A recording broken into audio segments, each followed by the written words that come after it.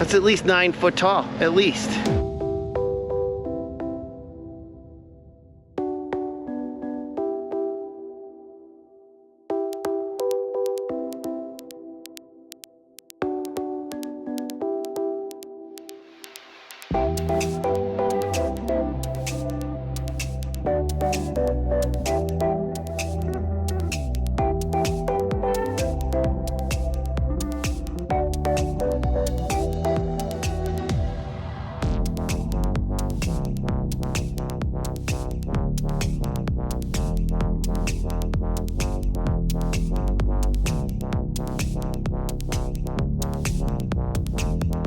I'm in the secret laboratory.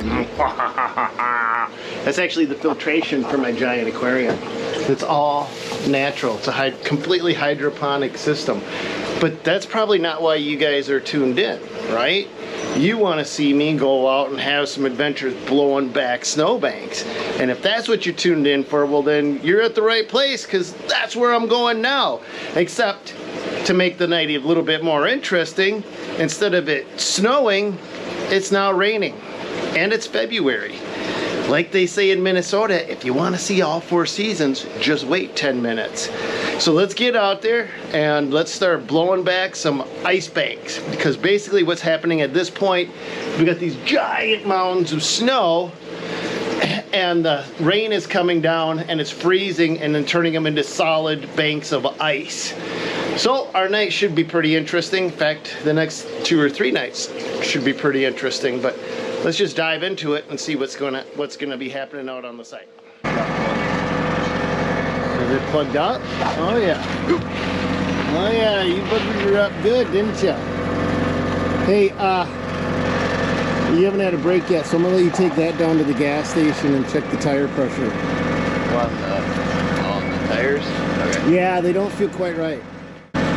So let's go. I'll have you, since you need a break anyway, and can buy yourself a soda at the same time or whatever you need.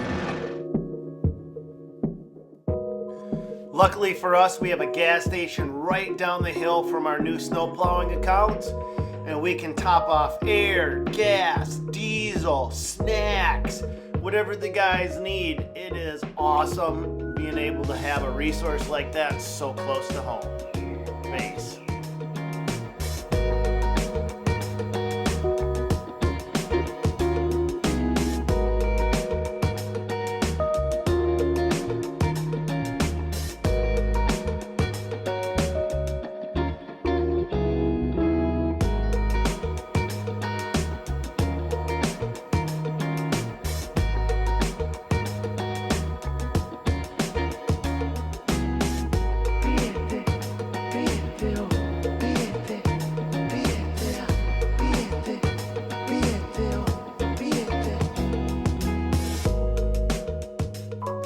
The plan for tonight is to blow back as much ice banks as we possibly can, and we're going to be using the ASV with the new Muskox snowblower to do that. But the problem is we can't get through the ice banks to even begin to blow them because they are one solid mass of ice.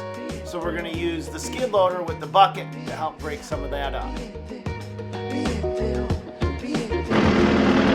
Alright, so I don't know if you can see me or not. Yeah, there we go. So this light right here was burnt out. But that skid right there, lights don't work on. So I'm robbing light from there to work on here. So that way one skid loader at least has full light. Because I still need to figure out why that one is not working. If anybody has any helpful tips on figuring out why a Bobcat, I think S250, yeah, why its lights aren't working, please let me know in the comments down below.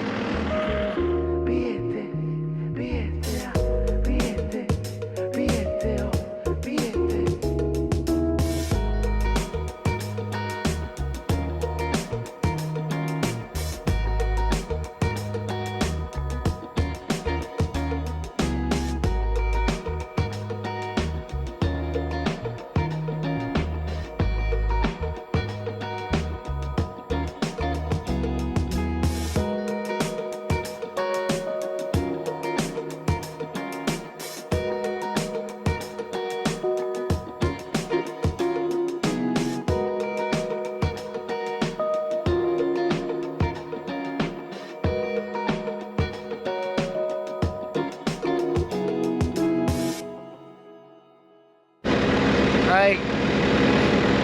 See this? This is all pure ice I'm standing on. We gotta shave it all the way down. It's gonna be a bit of a challenge, I think. How were the tires? Better. Yeah, what were they at? Like I said, they were at like all over the place, random, whatever. One was I think like 28, the other one was 32, one was 40, I think one was at 50. They were all random. Supposed to be at 70 though, right? 75, but the machine only went to 70, so we're Okay. 5 pounds less than what the tires are meant Yeah, to be. I could feel it. As soon as I got in that thing, I was just like, nope. No, I know I need to do on my van because I can tell it with I'm burning through more fuel. There you go. There's always little tiny indicators of what's going on and why. All right, I'm gonna start doing this.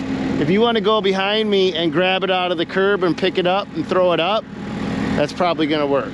I'm probably gonna swap out for a different bucket then for doing that because I can't see over that thing and I don't want to smash into anything. What bucket do you have there here that you can switch to? There's 2 dirt buckets on the other side of the pusher. God, look at the ice. That's pure ice. Ah, this just fell. This just came down just today. All right, I'm gonna get to chipping away. You do what you want to do then. I just need this cleaned up because I can't scoop that up.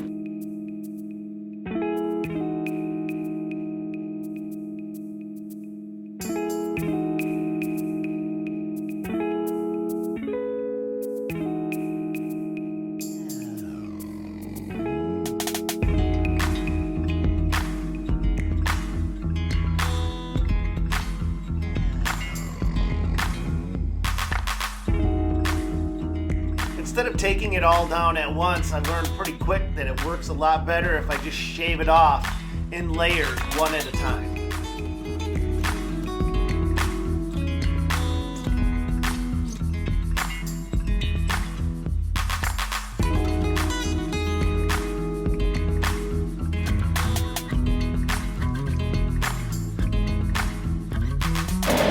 Look at how hard this is.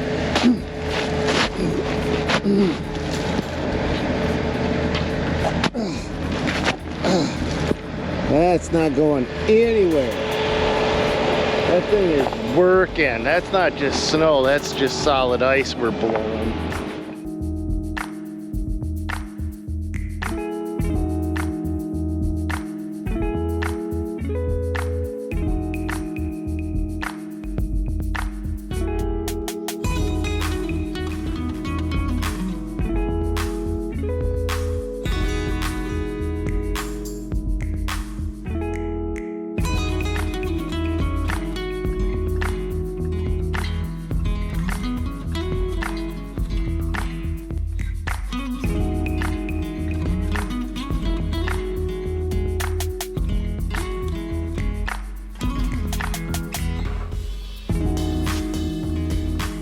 We're trying to find that curb line so that when the upcoming snowstorms come, we at least have an indicator of where that curb is, and we've got a spot to at least put some extra snow because there's still a lot more winter left to come.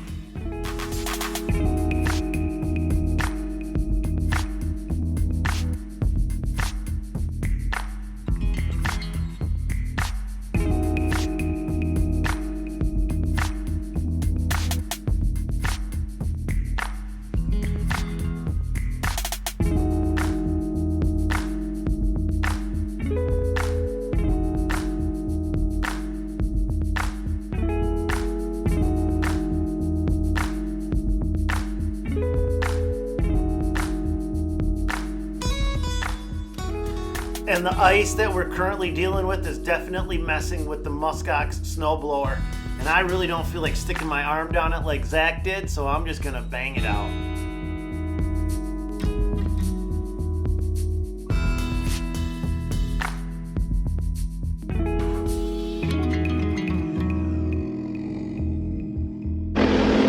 This is a wall of ice. Like a wall.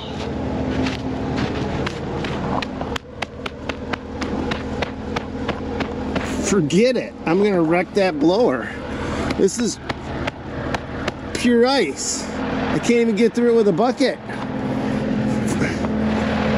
That's gonna destroy. I can't believe how well that thing is doing for what we're doing. Hey, whatever I got loose right here, that's it. Yeah. Don't even dig into that hill, because we're gonna destroy this before we move that. All right, I'm gonna go fill up the bulk tank, and then you can go just concentrate on the other areas of the parking lot. All right. We'll clean this little bit up right here, and then you know what else to do, right? Yeah, just get all the other areas or whatever, widen them out. Yeah, 10-4.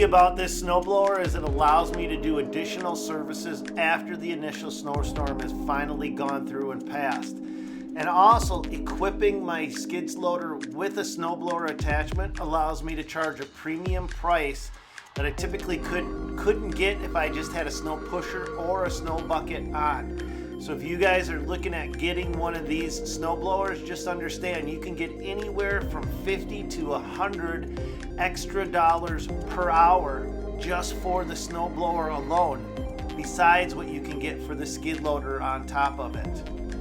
It's a win-win situation when you can get extra hours and charge a premium price just by adding one single attachment onto something you already own.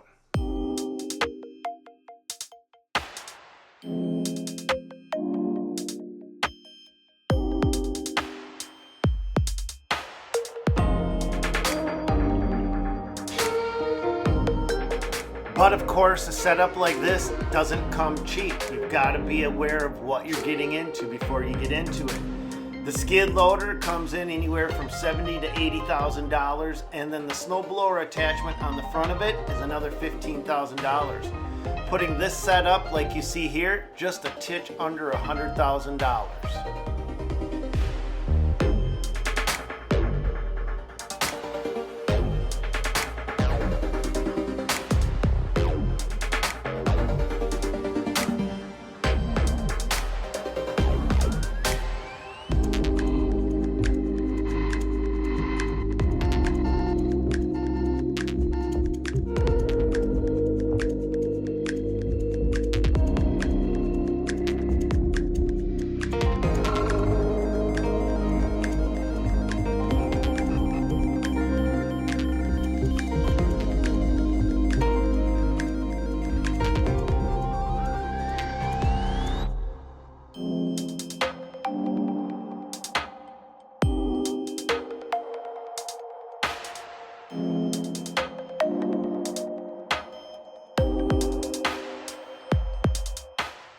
Now, oddly enough, this snowblower does not require high flow, but this skid loader does have high flow.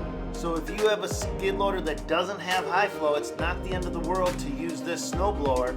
But if you do have a skid loader that does have high flow, it's going to make this snowblower work a heck of a lot better.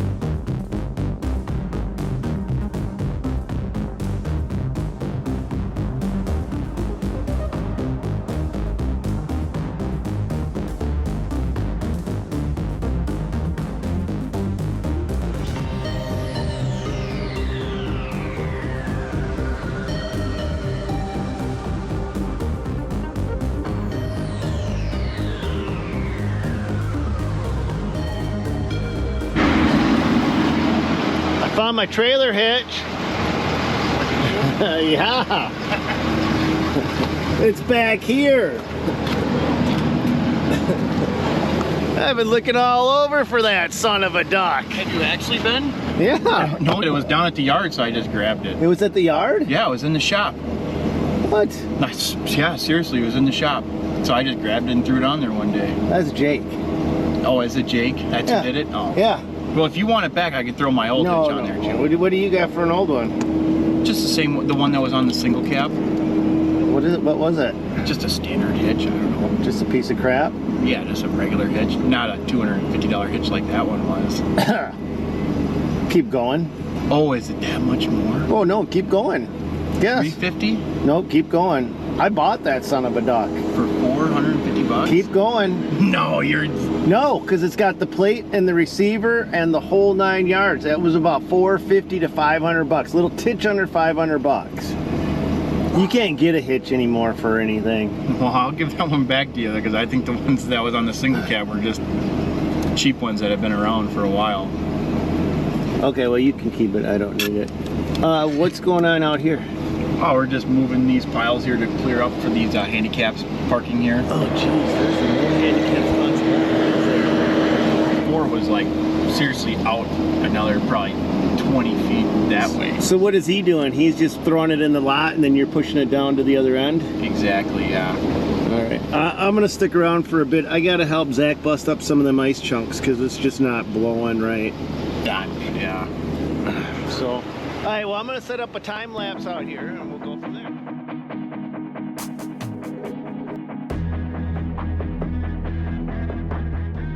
If you look on the far left, you'll see the handicap sign. That's actually where the parking spots start.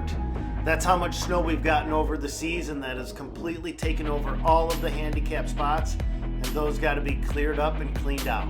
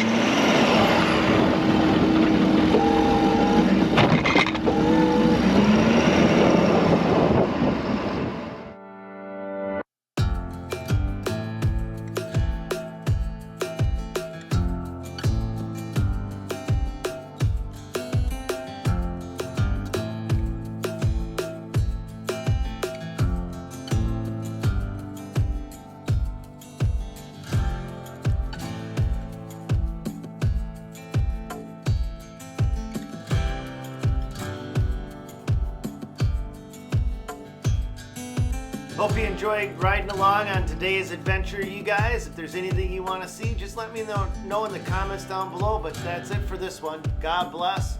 And go get them, you guys. Stay safe out there.